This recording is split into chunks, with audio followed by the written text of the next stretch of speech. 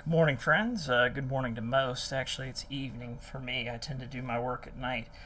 But it would appear that Macron has defeated Le Pen, Marie Le Pen, in a landslide. I was watching a little bit of the French um, bric-a-brac, how they do a little talk back and forth, post-election analysis and so forth. Well, it does not bode well for France. I think we all know that Le Pen was sort of the Trump of France. And I just want to remind everybody of one thing in case they've forgotten. How many world wars have kicked off in Europe? I would say all of them. The threat of the world war doesn't come from America and Russia going to war. It's not even a battle. It's turning everybody to glass. That's nothing that anybody can dispute or win. But Europe, that's totally different. Those could be shifting boundaries, shifting territories, shifting uh, ideologies.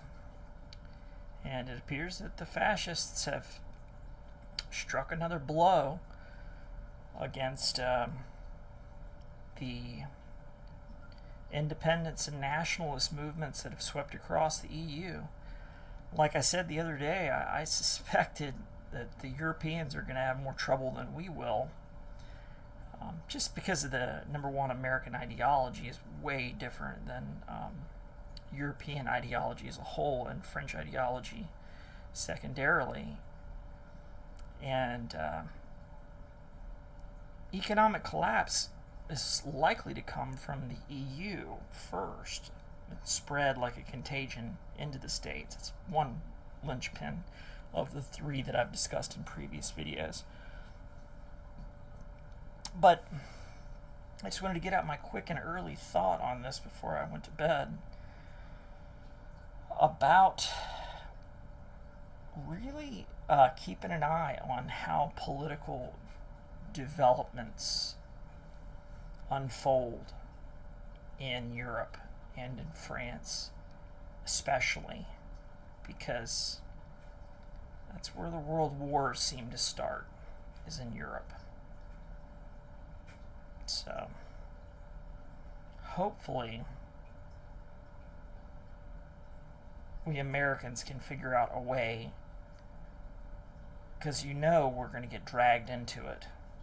I mean, this could be a Hail Mary pass, a backwoods play. It could be the whole way it was set up to begin with, because they knew the Europeans were a little bit weaker than the United States. Draw us into that same world war we always get caught up in Europe. So, gosh, it's tough, We did have a group of guys back in the 30s that went to fight Franco in the Spanish Civil War. I don't know if there's going to be people that are going to want to do that in France. My running and shooting days are over. Plus, my French isn't that good. But I think we Americans, we need to really kind of think about what we can do to help our French patriots, because I remember when we were giving it to old King George, the French were around to help us. So I wouldn't mind turning it around and giving it back to the fascists in Europe.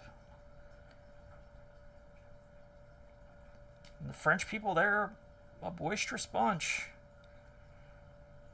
There's probably a good little bit of money to be made in the sale of guillotines. I'm a non-violent guy, but ooh-wee, when the French get upset. Yeah, well, I'm sure that wasn't terribly informative, but it's just a little something for you to think about. I'll think about it probably when I sleep, and a little bit more when I wake up, try and keep these projects going. I'll catch you guys later.